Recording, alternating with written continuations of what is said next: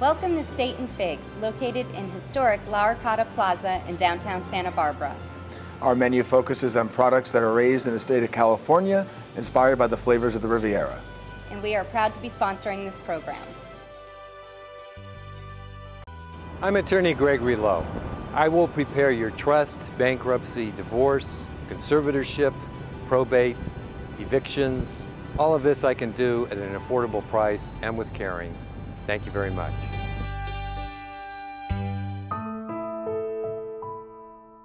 When I was growing up as a kid, I used to go around with him and watch him.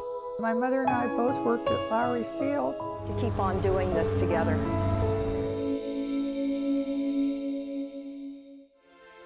Get Conscious Now is proud to be sponsored by American Riviera Bank.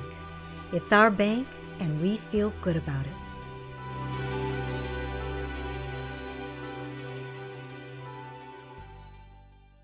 Hi, I'm Kelly Brandenburg. I've been a stylist for the last 15 years. I'm a color specialist, as well as I provide a wide variety of other services. You can find me at 19 Blue Salon in the heart of downtown. I'm happy to be a sponsor of Get Conscious Now.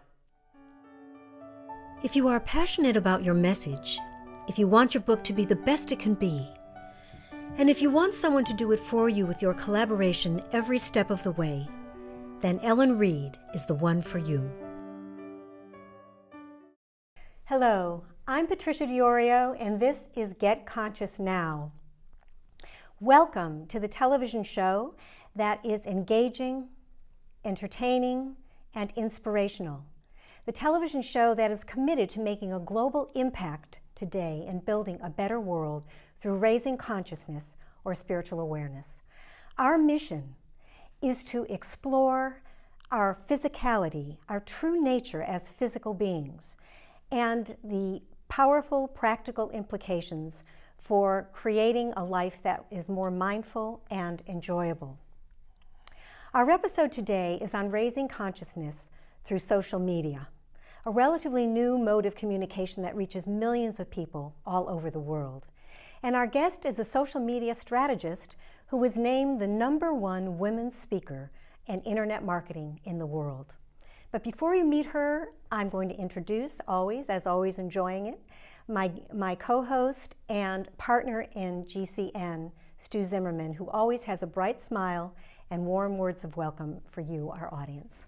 Hi, Stu. Hi, Patricia. Thank you again, as always, for helping to make this show all happen.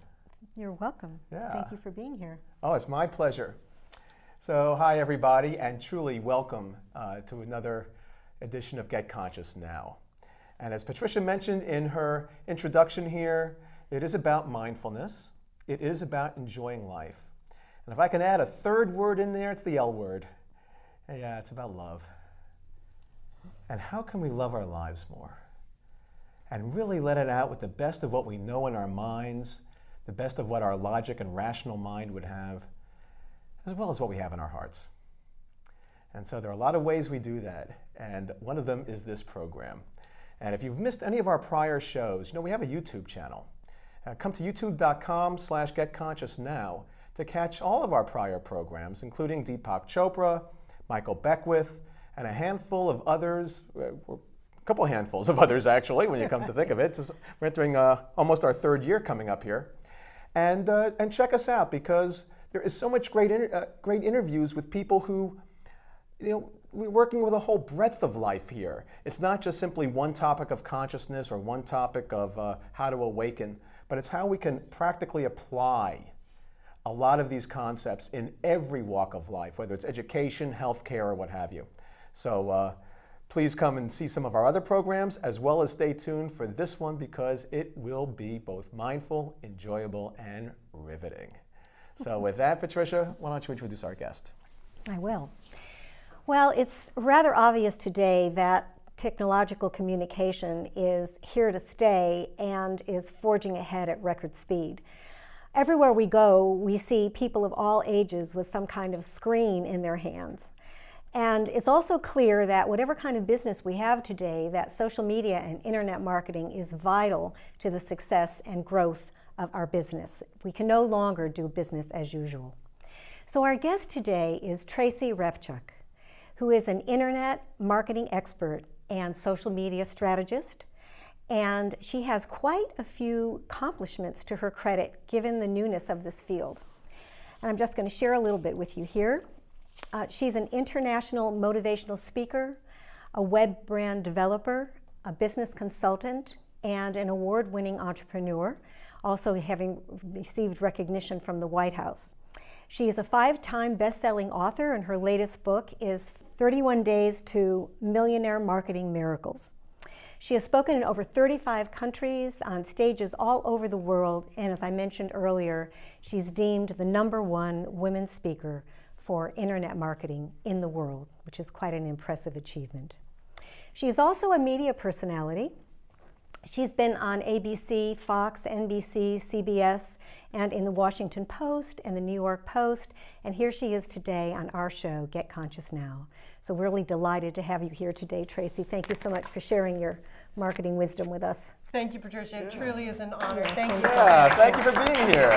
Yeah.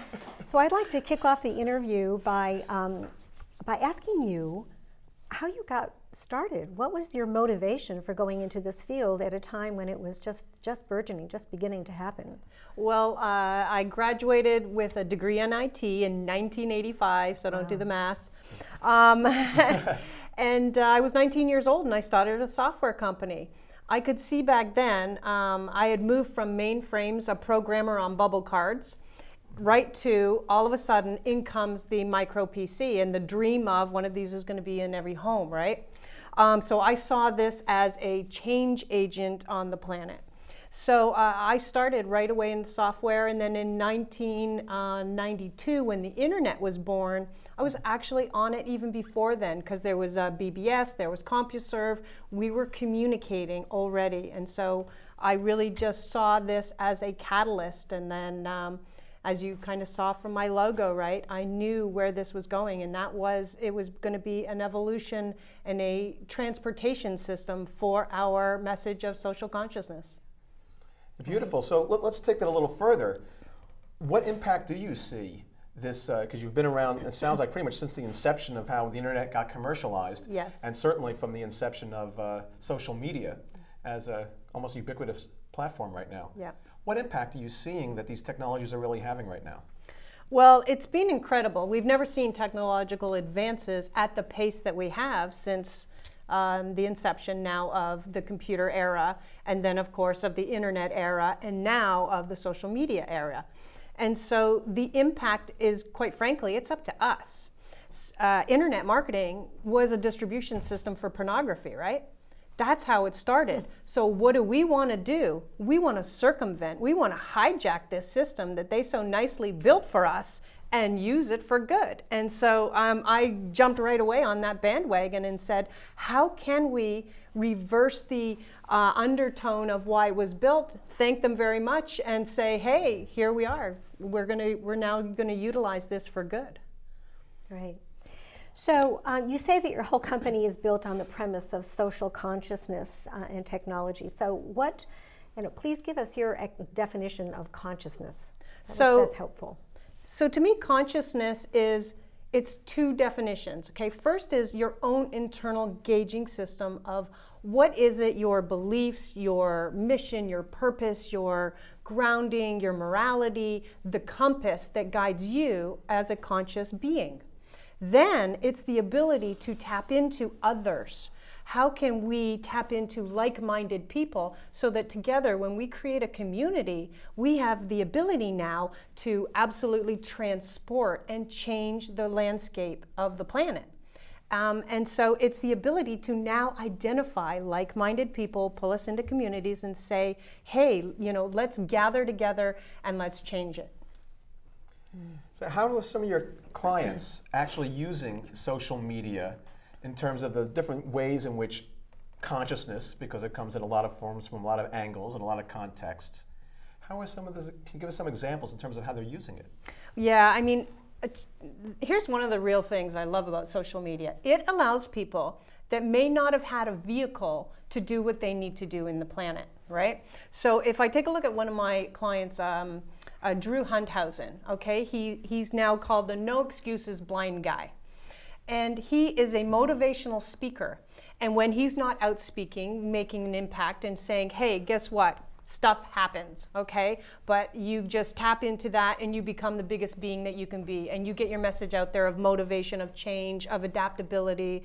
And that's what he does. But what does social media do? It allows him to communicate every single day. He can now blog. He can do Twitter. He can do Facebook. He can create a YouTube video, you know, and put it out there and get his daily inspirations, because it's drewsinspirations.com, right? He's getting his daily inspirations to people. And again, I have another client that I adore. Her name is Kristen Henry King. So she beat multiple sclerosis, something they say can't be done. Well, it could be if we tap into our own internal healing systems, right? And she did that, and now she leverages her own music. She has a song called Warrior and Impervious, and she uses, of course, social media to broadcast the power that music does as an aesthetic wavelength. And she's allowed to let everybody worldwide listen to this, because historically we never had this vehicle. We never had the ability. 7 billion people on the planet, 3.5 billion are on the internet, 5 billion are sitting on a mobile phone. We have now given ourselves the ability to make a change every minute of every day to millions. That's what we've done. Beautiful.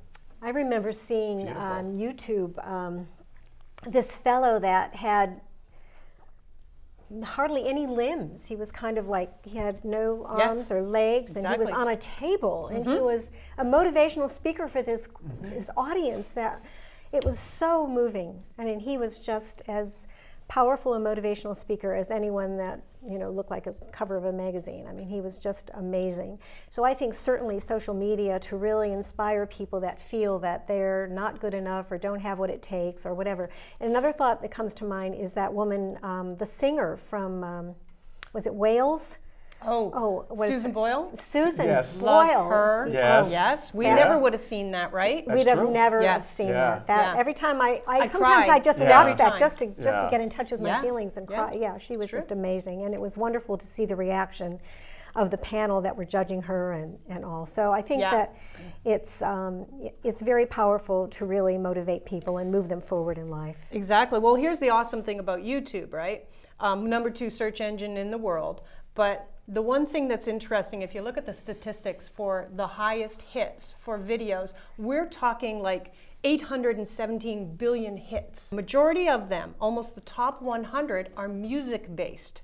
So that says to us as a society, if our music was positive, impactful, spiritual, resonating, you know, with the soul, and had words that meant something and was constantly going against the normal propaganda of doom, gloom, unemployment, all of that, right? If we had all of that uplifting momentum happening and leveraging YouTube like it is, because that's what people are listening to, there, can you imagine the change that we could make just from one element of social media? Do you happen to know the top 10? I mean, are they really uplifting songs, or a bunch of rap that, like, you know, maybe disrupting the status quo? That's exactly it.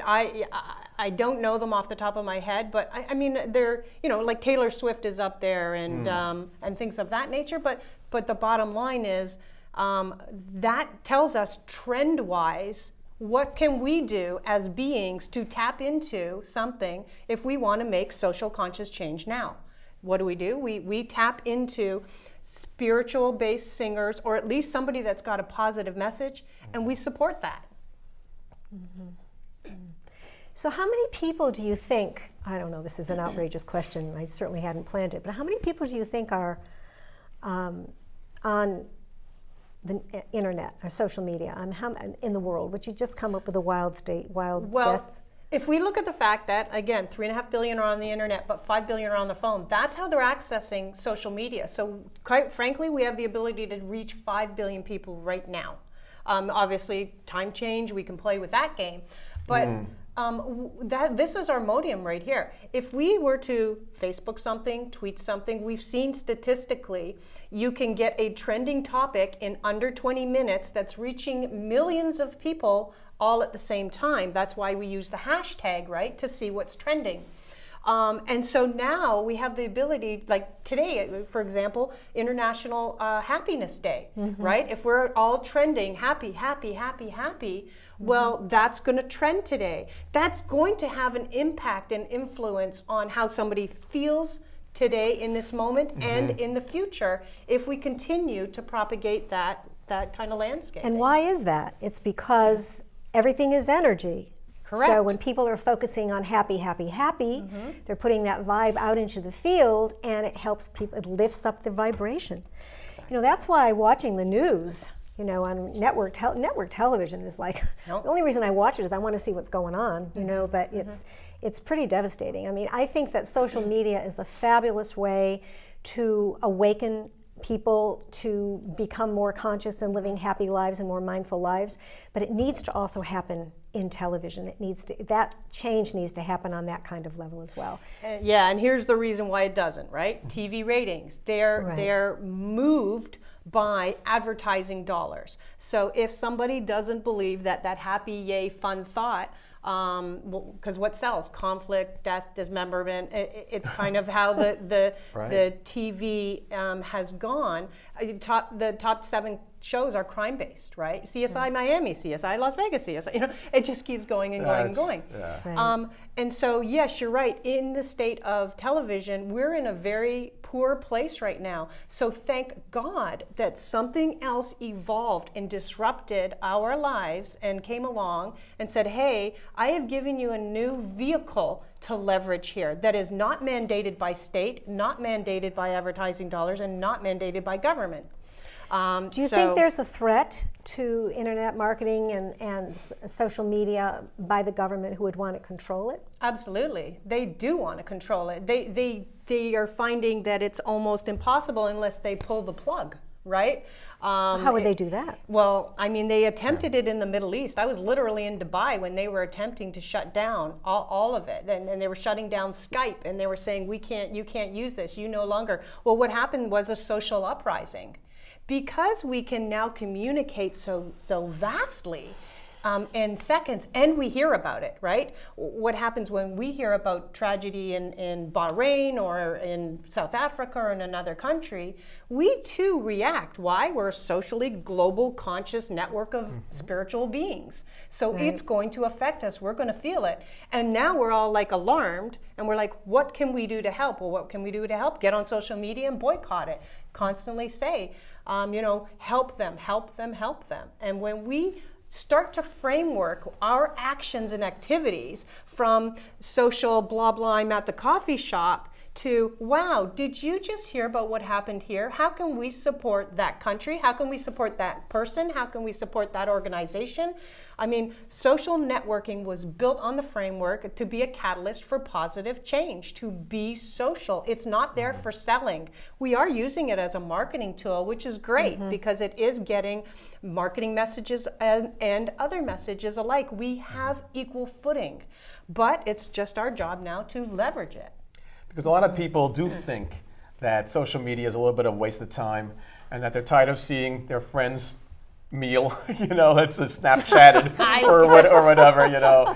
And it's like, you know, I've eaten every day. I don't need to see your meal. Yeah. But do you really think that the social media is being leveraged as well as it could be? Or what would you say to people who are of that opinion that, you know what, it's a waste of time for me because it just seems a little too, you know, trivial?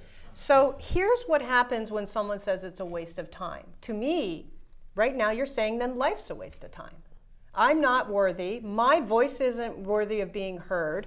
I'm not worthy of having an opinion. I'm not worthy of being a game changer, and I'm not worthy of jumping in the game and playing bigger. Those are the opportunities that we have with social media right at this very moment. And so they've backed off and said, waste of time. And you know what? It can be a waste of time. You can go down a 2-hour Facebook rabbit hole. You can be stuck down watching a video on cats, right? But what else like could watching videos. Yeah, fine if it makes you feel good. It's funny, and that's okay. Yeah, it is. But what else could we be doing with it, right? We can find, you can literally do a search on Google. You could find the top 100 influential, positive-based YouTube videos, and every day you could choose just to send one out on your chat feed. or on your Facebook, and call it whatever, a daily inspiration, a motivational moment, or hey, I just thought I'd make you smile today, and take a couple of minutes to do that. So really, don't think of it as a waste. It can be. Anything we do can be a waste of time. But if you change your mindset and the decision and push your power to getting a message out, that's a game changer right there. Do you think that we need to be on everything like Facebook and LinkedIn and Twitter and what else is there? Yeah, that's a great question. Okay. There's more, I know. There is more. There's at least Pinterest 78. There's 78 social media platforms right now, at least. Yeah, 78. Okay. We're sitting at about Last month there were more than 78 genders. Yeah. We're learning something new every time. Yes. So there's about 7 game players, though, right, that we all focus on, and each of them has their place, and that's why they exist. So if we look at what type of person or personality, or who is your target market? Who do you want to influence? Let's say you want to influence the general public. Well, you'll be on Facebook. You'll be creating tribes and communities. Okay, you'll be creating groups. And this is the beautiful part of it. We can search in Facebook for groups that we align with, and we can join them. And together, when you have 400,000 in a group, 400,000 people in a group, man, when somebody says we should do this today, it's going to make a ripple effect. And then, so there's one of the platforms. Of course, YouTube, #2 search engine. I'm going to go back to that. What should we be doing there? Of course, SEO-based positive videos. And then, of course, SEO is search engine optimized. Okay. Yes, exactly. So we just put the right words, and we help to make a positive change on what people are searching. And when they search for, I've got a headache or my day sucks, well, then let's have that as a search engine term, and let's reverse it for them. Well, if your day sucks, watch this happy video. Let's not kind of keep them going down a dwindling spiral. LinkedIn is for the professionals. So if you want to, let's say you have a cause and you want the message to go to a corporation because you would like sponsorship or something. Well, then go to LinkedIn. You have access. And that's the beautiful part about social media. We've never had access. There's gatekeepers always. Try and get somebody on the phone. It's not going to happen. But you can go into and you can find people within a company in LinkedIn. You can connect with them. You can become social with them. You can help them reach out, whatever. And all of a sudden, you've built enough of a relationship to say, look, I've got this cause. I would love for you to be a sponsor. Let's talk. And people are more open to it because it's the social network. So those are the top ones. And then Twitter, of course. I love Twitter because it's the news feed, right? Now, what's happening though, it's news feeding 2 things. Instantly, it's kind of news feeding, oh, this just happened, tragedy, tragedy, tragedy, right? Or celebrity, celebrity, celebrity. Great. Well, let's hijack it. We have as much ability to say positive good news, and positive good news as the next person that's tweeting. So if you think about all these communities, these pockets of people, like Oprah, millions of followers for Oprah. Well, we know many of those may be spiritually based, right? Well, there's a community right there, and you can go at Oprah and literally go directly to her channel. It's the only one that is completely open. Now, maybe Oprah's not sitting there reading, but somebody is for her. And so it just becomes the ability to gain access to the most influential people in the world. Wow. So do you think that there's a connection between generation and people using social media and internet marketing? Because I know that I've had a lot of resistance to it, and a lot of people my age and in my generation, so to speak, are, you talk to them about social media or even the computer, and they go, I'm not, some people don't even have an iPhone. I mean, that to me is unheard of, and I'm very much into technology today, given what I'm up to. But do you think that it's a generational thing, or that there's something else in play here? Well, it's not so much, it is generational simply based on age, but it's generational based on the fact that this thing is so new to them. You're talking to people, that have gone from radio, and that's all they had, and then television, and then computers was never in their landscape till they hit 65 and up, right? And that kind of thing. It just wasn't a part of And in our case, it's a part of our natural ability now. Right. The kids come out and boom, they're on the iPhone at the age of 3. You can see it all happening. So it's a familiarity. That's all it becomes. And if somebody probably were to sit with somebody, like I had to with my mom, prime example, 85 years old, she really didn't want anything to do with technology, but she knew if she did not, then Skype, we couldn't communicate with her. She lives in, Halifax. And Facebook, she would have no idea what her grandchildren were doing. And so when the older generation disconnect, it actually becomes a disconnect more than likely from the families and everything that they're doing, because it's getting broadcast.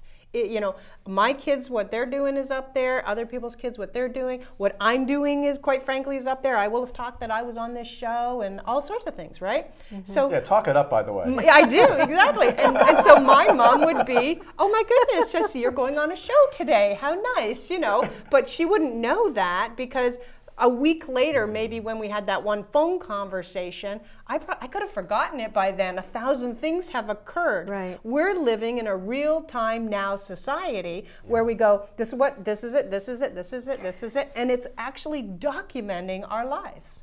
We had Michael Beckwith on the show before we got started. He was Facebooking his taking his selfies and putting it right out there. Nice. It was really great. He said it was happening like right away. Yeah.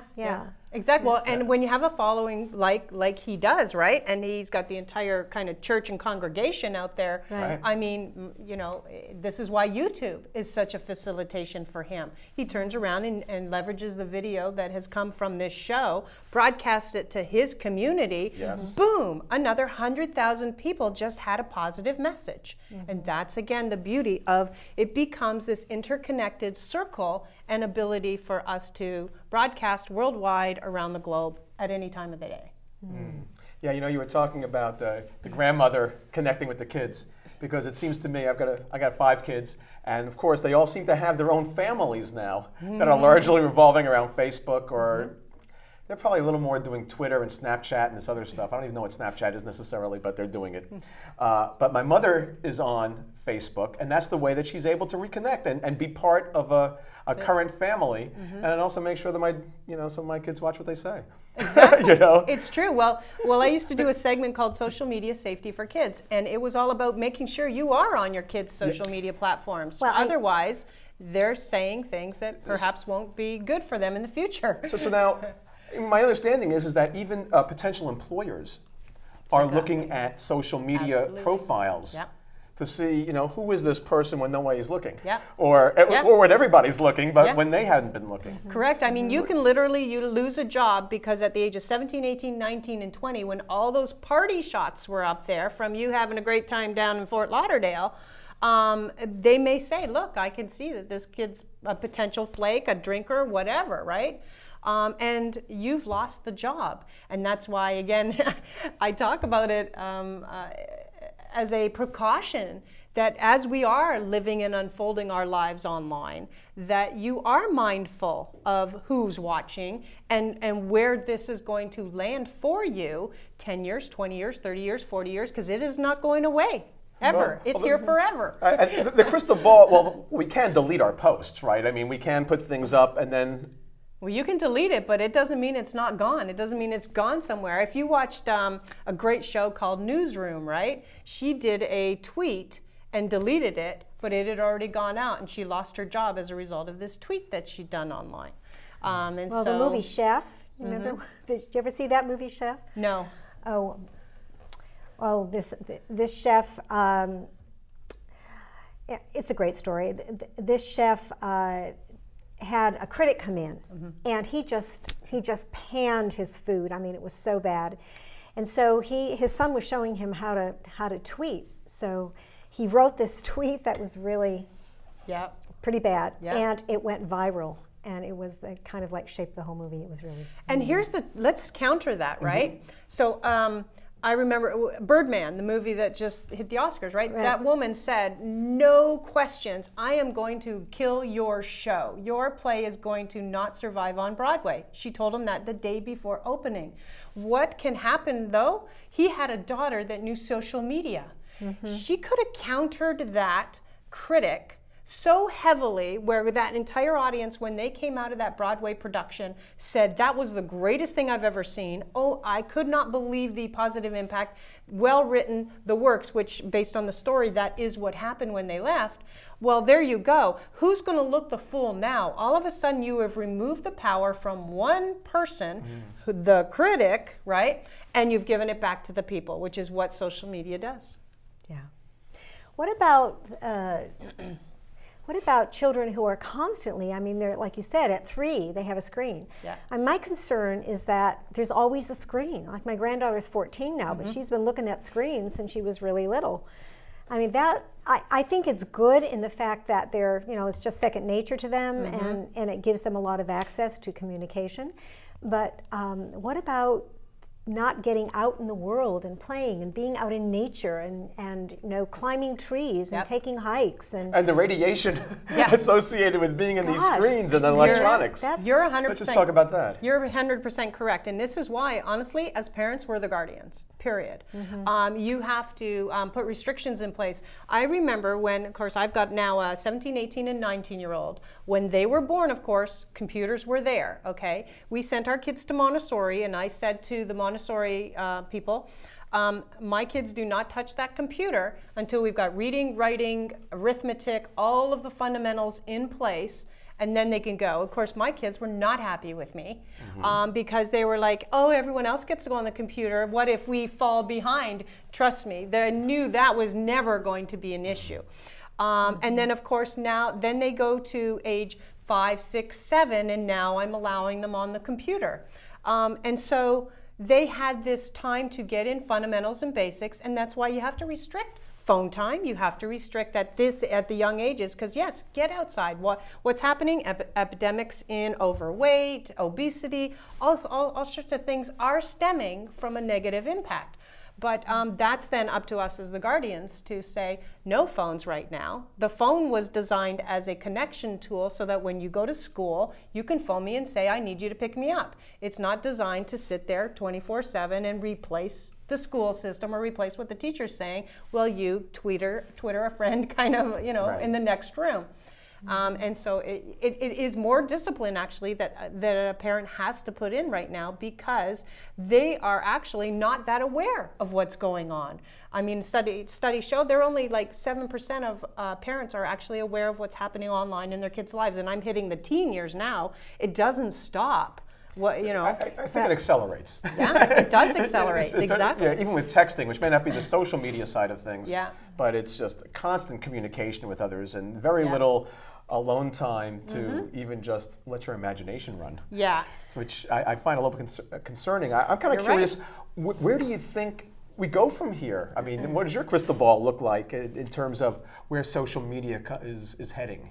Well, if you see, more are coming out, right? So the next thing that came out, the next evolution, you know, we started primarily with, you know, like LinkedIn. They were one of the early ones. And then, of course, came Facebook. And before that was MySpace. MySpace, exactly. And so we have an evolution occurring of social media platforms. Then the kids come out, and now it becomes pictures, right? We've got the Instagram and all of these Pinterest and that. Right. And the pictures are all occurring. It's just going to continue to evolve, but it's up to us now as a crystal ball is to say, okay, if a picture's worth 1,000 words, what kind of picture can we post to make the change, to make a positive influence? And then our other job as those that are, quite frankly, you know, the wisdom, the wiser ones in the forefront here, it's our job now to band together. I mean, I've joined 2 communities. One's called the Evolutionary Business Council. Okay, so what do we do there? 1,400 thought leaders are banding together to impact 1.2 billion people by the year 2020.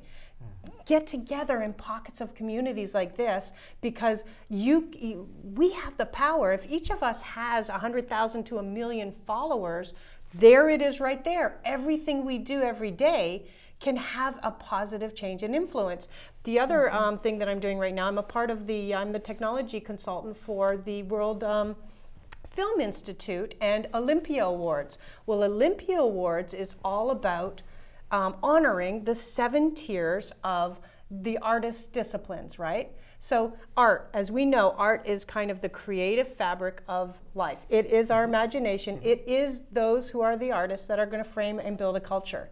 So when we honor them in such a way that, and we honor the PG-ness of it and the family rating of it and all of the positive influence that they're making in society, that's when we're allowed to leverage the positive impact that social media can do. And it's just up to us to start this now. Start joining communities and building communities like you are.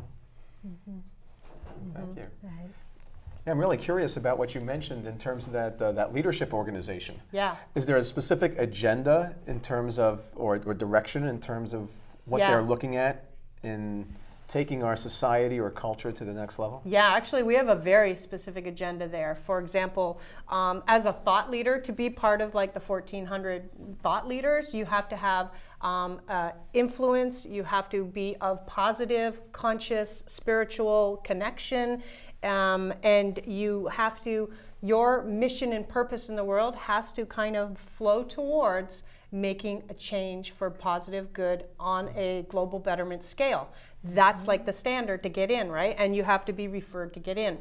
And then after that, as each of us comes in with our pockets of communities, like you guys are perfect candidates for this council, which of course I will gladly introduce you into. And we've got a lot of witnesses. And we got a lot of witnesses. Yeah, exactly. And what's the name of it again? Evolutionary Business Council. Oh, great. And so yeah, and it's places like this where together we're game changers. So what's the spiritual conversation that you imply that they have to have that when they're a part of this council? It is the understanding that as spiritual beings, we came here with a purpose and a mission to positively influence and kind of make the world a better place. To peace, you know. We're talking about the things that people feel are elusive and will never be achieved, but they can be achieved. And quite frankly, they can be achieved in our lifetime because of what we have. And that's how we've seen it change.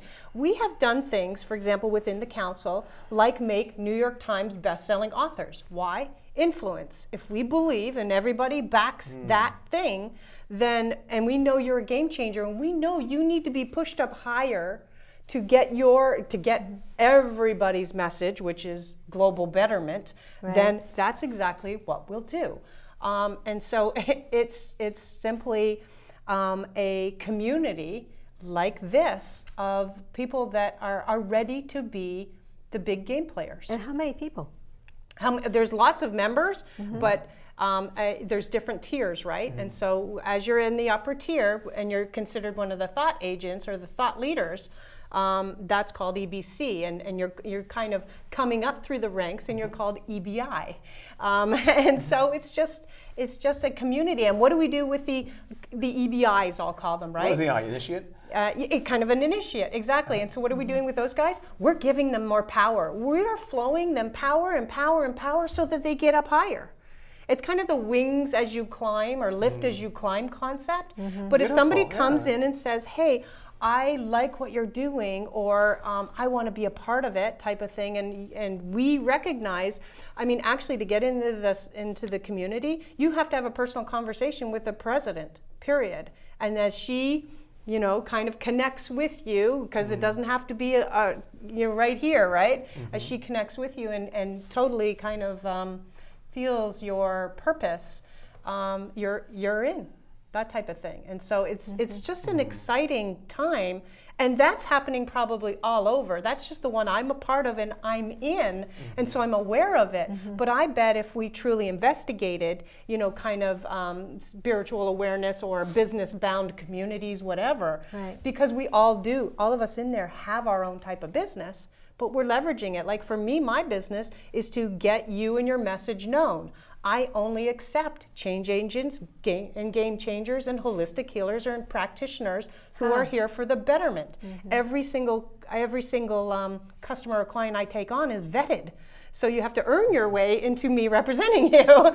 And it's a bit like that. And that way, we are taking everybody who we know is ready to change the world to the higher place. Yeah, I see that as being absolutely essential, that it's time for the people of influence to come together and really coordinate and create a critical mass together of a bright light, a sense of love for what this planet could be, what our lives could be, and really coordinate the efforts together.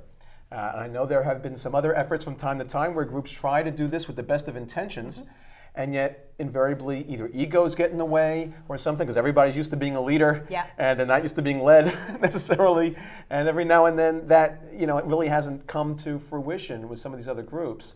And yet I see such a great opportunity and potential for it truly to be a game changer. Exactly. Well, evolution is happening. I mean, regardless, evolution is happening, and humanity is going through its changes. And when I hear you speak about this group, I think these are people that have found their balance more. Perhaps they've handled the material world and they've investigated the spiritual world, and now they're realizing that they just can't be operating from one perspective. Exactly. You really have to have a balance here.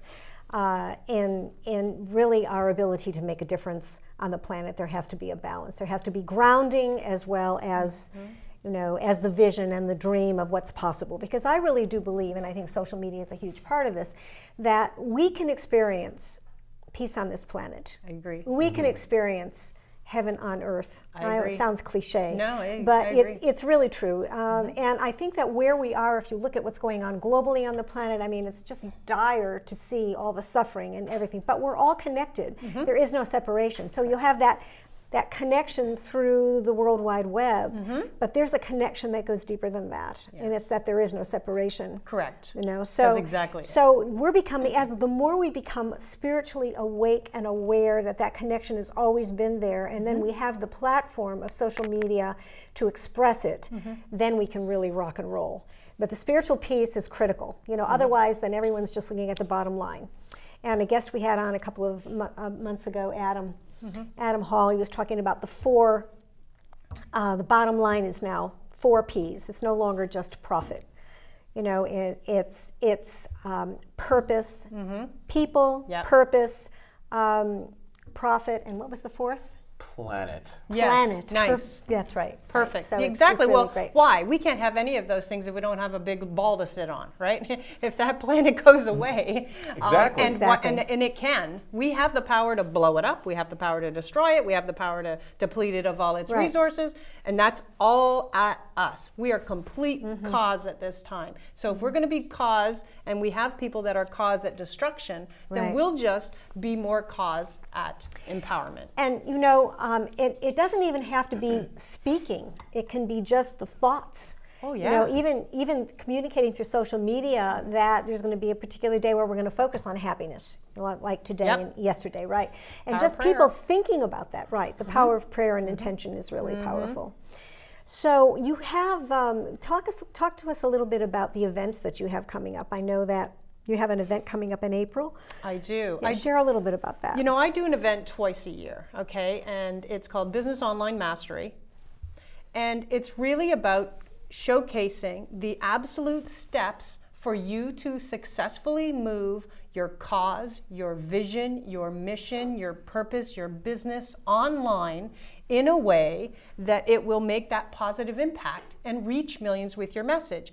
And again, I need you to reach millions with your message because you're the catalyst. You're the people on the planet that are part and parcel of responsible and taking charge for global change.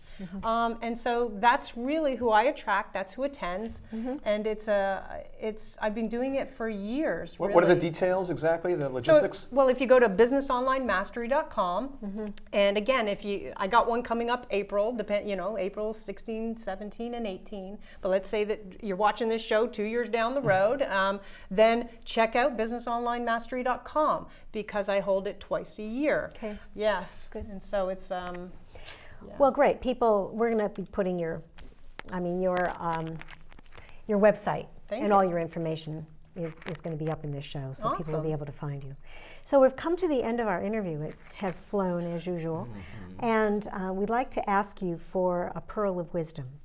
What is it that you'd like to say to our audience, if you can give us the essence of what your most important message is regarding social media? My most important message regarding social media is use it and use it for good. You are cause of yourself and the planet, and you have to be the one that's taking charge of it. And so I look forward to joining you there.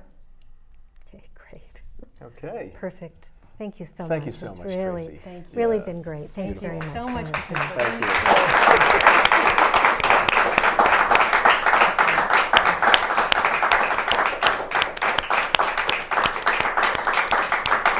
Now it's time for Stu's views, and I, for one, am very curious about what Mr. Stu Zimmerman today has to say about raising consciousness through social media.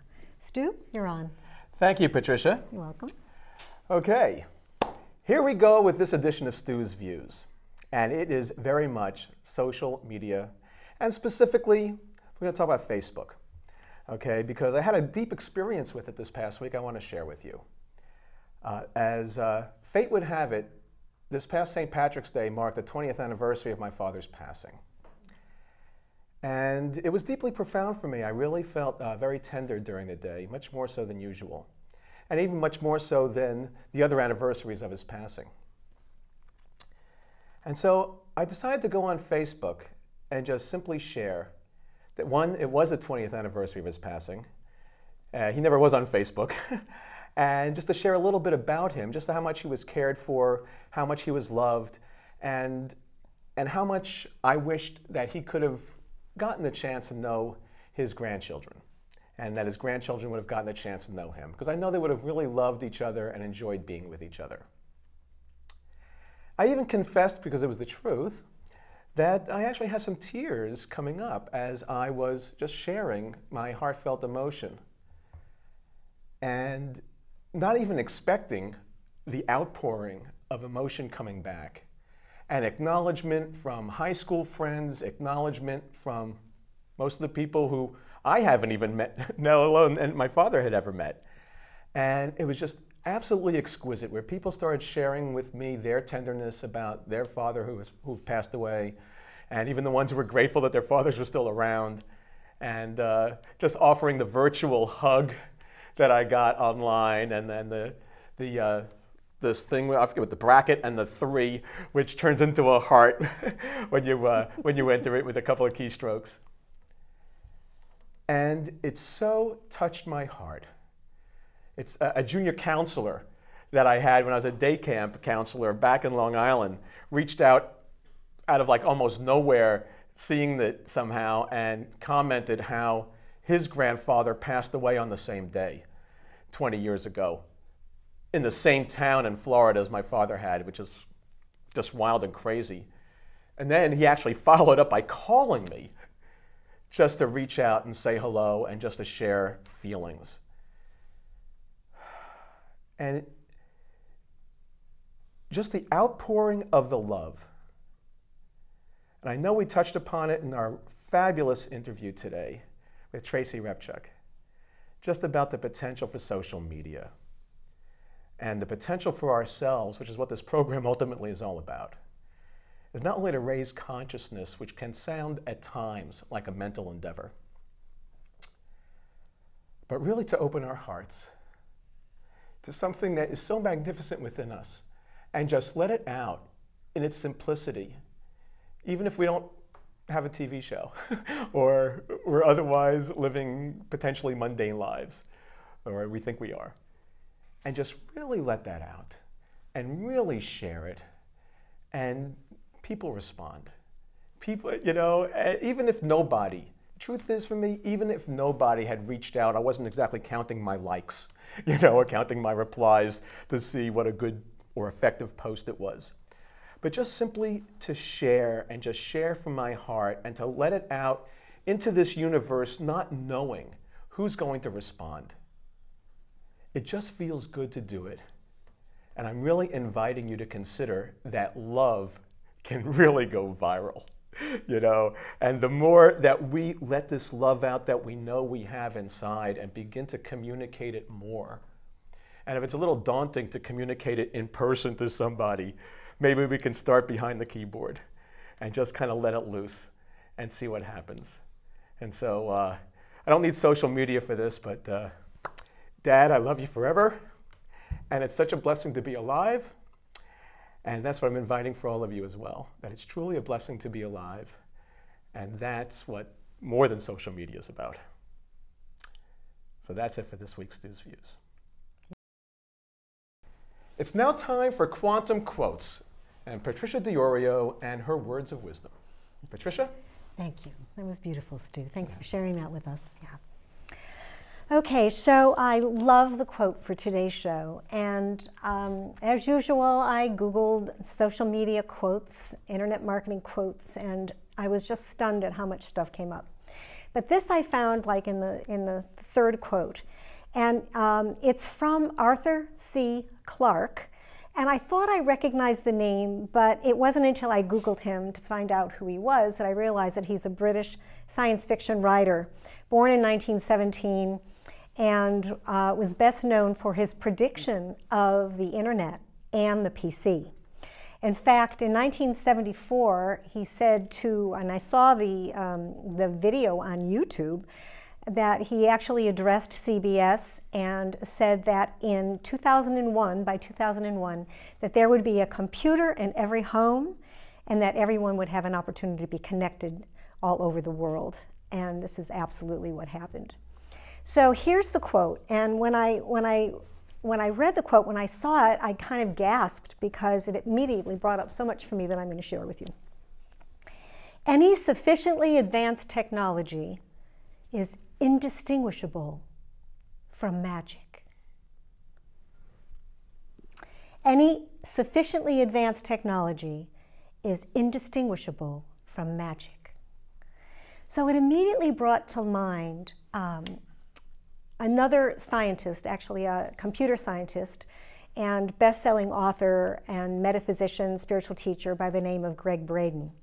And this is what Greg says. He says that all of this obsession that man has, and I'm using the word man here, but humanity has with this technology, all this obsession with technology, is really an outer expression of this deep, deep yearning that we all have to understand the inner technology of who we truly are as energy beings in physical form with this amazing, innate, immeasurable power that we have to create our reality. So think about it. Quantum physics tells us through Einstein and his colleagues of his day almost 100 years ago that everything is energy. Everything is energy. And quantum physics has absolutely proven that today as a fact, even though in the day of Einstein, they couldn't prove it to the satisfaction of theoretical physics. But today it's been proven. Everything is energy, including our thoughts. So when we have a thought, and especially a recurring thought that we're putting out there, it's absolutely happening. And it's happening from, it's like we put out this thought and it occurs, we create it out of nothing, out of no thing. But of course the no thing or the nothing is the field, the quantum field, or the universe of unlimited potential, which seems like empty space, but science tells us it's not empty space. It's filled with an infinite number of what Einstein discovered as subatomic particles, the stuff of creation.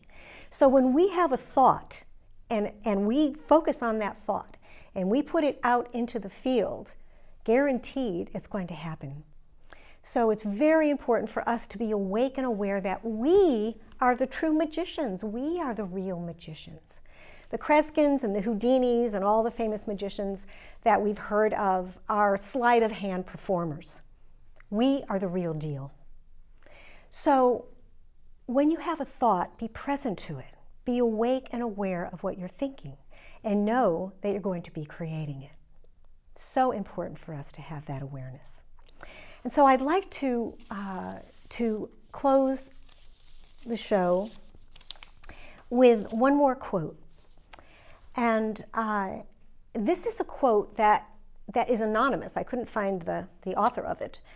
But it helps us to keep in perspective technology, how wonderful it is, but at the same time, it's important for us to keep it in perspective. And here's the quote. You cannot download love. You cannot download time. You cannot Google all life's answers. You have to live some of your lives. You have to live some of your lives. And so I encourage you to be present to what you're thinking, present, awake, and aware, and have lots of positive thoughts. Let's get those positive thoughts happening. So thank you all for joining us today, and I'm really happy that our audience was here to join us today and to share in this wonderful energy that we created with Tracy Repchuk. So until next time. Yes, until next time. Get conscious now.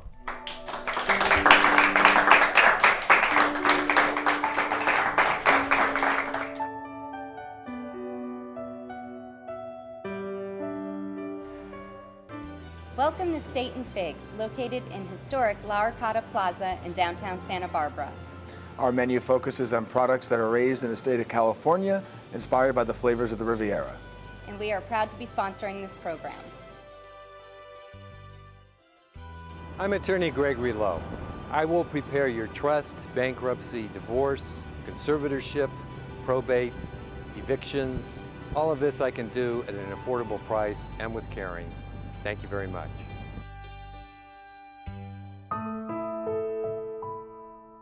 When I was growing up as a kid, I used to go around with him and watch him. My mother and I both worked at Lowry Field. To keep on doing this together.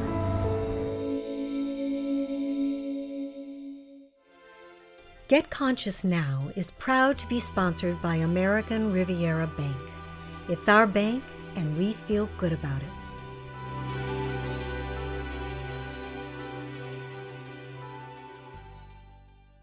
Hi, I'm Kelly Brandenburg. I've been a stylist for the last 15 years. I'm a color specialist, as well as I provide a wide variety of other services. You can find me at 19 Blue Salon in the heart of downtown. I'm happy to be a sponsor of Get Conscious Now.